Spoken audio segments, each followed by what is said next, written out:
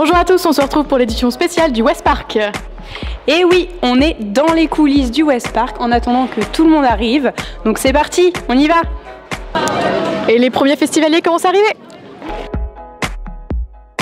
Lors de ce festival, on a pu assister à de super concerts et interviewer des artistes comme Youssoupha, Isia, Nuit ou encore Birdie Nam Nam.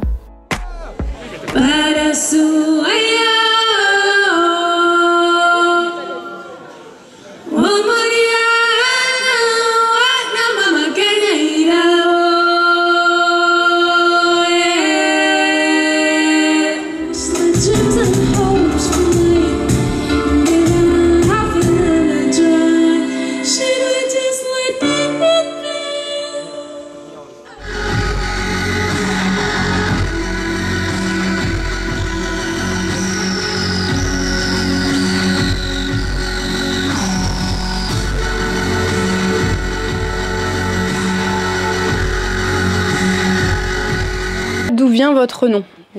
On n'a pas trop réfléchi au lien avec la musique ou quoi, et en fait le nom est sorti d'une façon un peu comme une blague. Dans le cadre d'une discussion, j'étais avec un copain et je lui disais un nom, moi j'aime bien les noms bien, genre Air, Nirvana, les noms un peu vastes, comme ça, un peu vagues, et finalement je crois qu'il pleuvait et il faisait nuit, il m'a dit ouais genre pluie ou nuit, et je fais nuit c'est bien, et j'ai regardé, ça n'existait pas, donc c'est parti de là. Pouvez-vous nous dire comment vous êtes rencontrés ou... Comment on s'est rencontrés? Sur Tinder. On s'est rencontrés autour d'un projet avec un autre artiste en fait, qui s'appelle Craig Walker. Le travail plutôt de jour ou de nuit?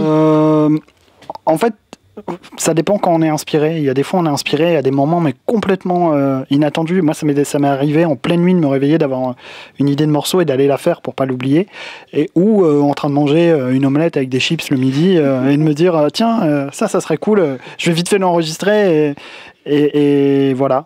Donc en fait non, il y a pas vraiment de règles. Alors vous pensez que omelette chips c'est une blague, mais c'est un vrai menu? Non, je mange vraiment des omelettes chips, ouais, et des raviolis avec des curly. Ah oui. Mélange un peu spécial. Mais je t'invite à manger des raviolis curly quand tu veux, tu vas pas le regretter. Je note. On va tester ça. Bon, stressé ou décontracté avant la scène? Avant Avant c'est horrible. Pour horrible. Tous? Pour les trois? Ouais. Ou les quatre? Je sais pas si on est tous les quatre stressés au même niveau ou de la même manière, mais non, on n'était pas très bien là. Je voudrais juste dire que Gaëtan est pas trop stressé lui. Et je voudrais rendre à César ce qui est à César, et 2 fois, et je trouve que le fait que tu sois pas stressé, moi ça m'apaise. Ah ouais. Et je profitais de cette interview pour te remercier publiquement. Salut, c'est Nuit sur Newsin, on vient de jouer au festival West Park et on vous donne rendez-vous le 24 novembre pour découvrir notre nouveau EP Looking for Gold.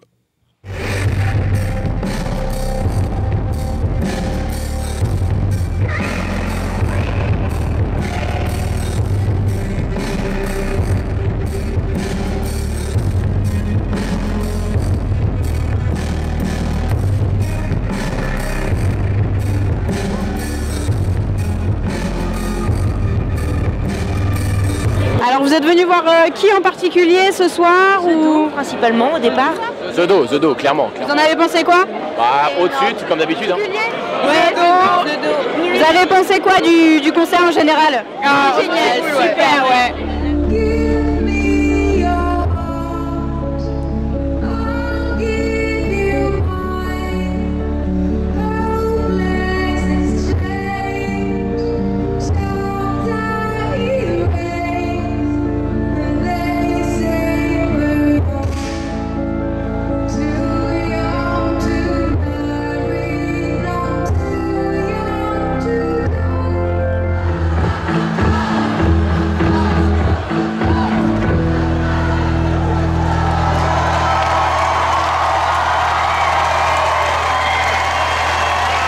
Avec nous, mets-toi dans le coup, faut rallumer la flamme. Pour nous, c'est plus que du rap, c'est toute notre vie. C'est plus que des fans, c'est toute notre vie. C'est on de vrai, mais du son, la technique et de la polyvalente. Respire, c'est que Big Flo et Oli. Et si quelqu'un a mieux que moi, mais dis-moi qu'on la porte. Le rap c'était mieux avant. Avant j'étais pas allé au Havre. Merci pour l'accueil.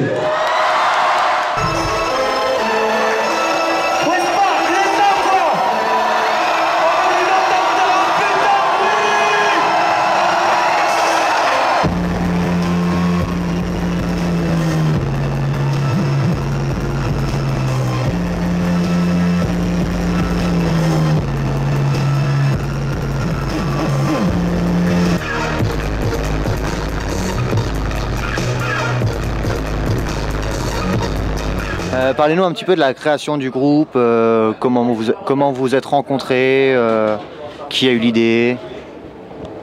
On s'est rencontrés alors qu'on était tous DJ et qu'on faisait du scratch dans notre chambre.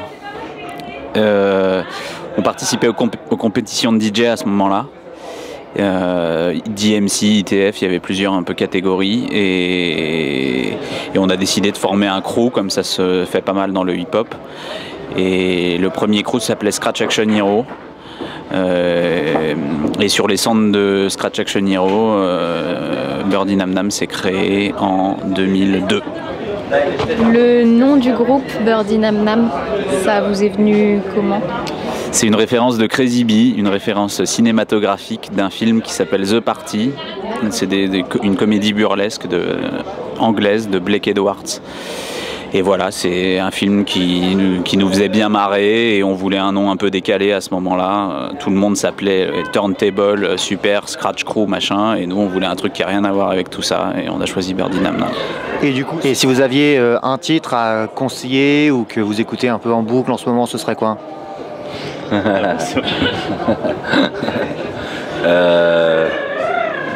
titre que j'écoute en boucle en ce moment, Hotline Bling de Drake et Validé de Booba. Je suis dans la musique de Lover en ce moment. Et du coup, au niveau de la prestation scénique, vous préférez l'ambiance festival ou plutôt quand les gens viennent spécialement pour vous? Les deux sont bien. En salle, les gens, c'est un confort, les gens viennent pour toi. Après festival, l'intérêt c'est qu'il y a d'autres groupes, qu'il y a d'autres choses à voir, qu'il y a une émulation supérieure, d'autres activités, ça sent la merguez, enfin il y a un truc en plus quoi, il y a un truc festif quoi. Je m'appelle Youth et j'ai le meilleur public du monde.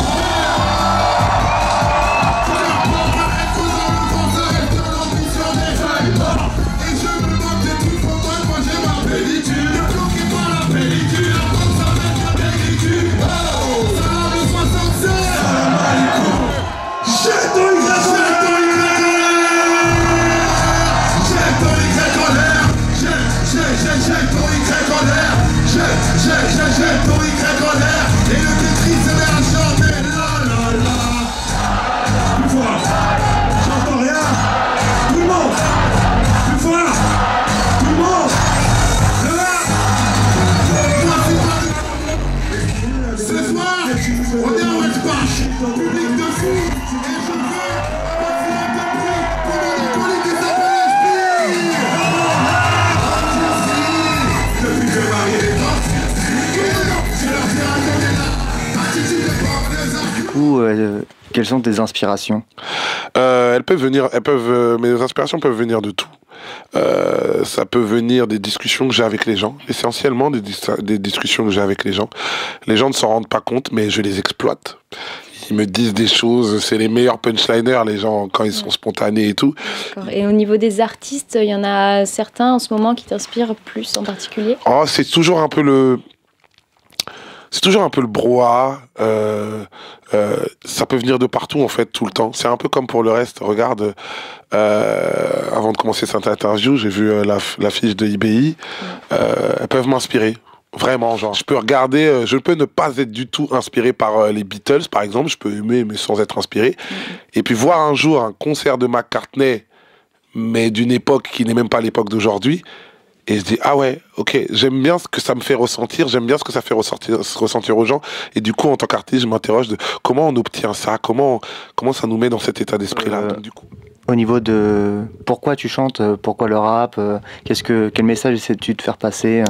Le rap, parce que d'abord l'écriture, parce que l'envie d'écrire d'abord avant de faire de la musique. J'ai pas l'impression qu'à la base j'étais un musicien, je le suis devenu avec le temps, avec la passion aussi, mais quand je commence à rapper, je suis surtout un gars qui veut écrire, un jeune homme qui veut écrire, un adolescent qui veut écrire. Et le format rap me paraît être ce qui est le plus adéquat à ce que je veux proposer spontanément. Ok. Et du coup, au niveau de ton dernier album, que signifie NGRTD? Ça signifie négritude. C'est un titre qui fait référence à ma culture et à mon identité africaine dont je parle beaucoup. Et donc voilà, on l'a appelé NGRTD parce qu'on a appris que négritude était une marque déposée, ce qui est particulièrement étrange. Demain, je vais déposer le mot liberté. C'est un peu bizarre de déposer des concepts idéologiques, mais bon, peu importe. Mais voilà, en tout cas, c'est ça la référence du titre. Et du coup, au niveau du rap en général, est-ce que pour toi, il y a un rap game ou c'est juste une façon de faire du rap qui te correspond pas vraiment? Sans cracher dans la soupe ni rien, il y a un rap game. En vrai de vrai, je déteste ça un peu. Le rap mérite plus grand que le rap game, quoi. Tu vois ce que je veux dire? C'est voilà, quoi. C'est faire du tennis sur une table de ping-pong, quoi. Tu vois? Oui, j'ai la métaphore sportive aujourd'hui. Salut, c'est Youssoufa. Vous êtes sur Newzine. Restez connectés. Big up.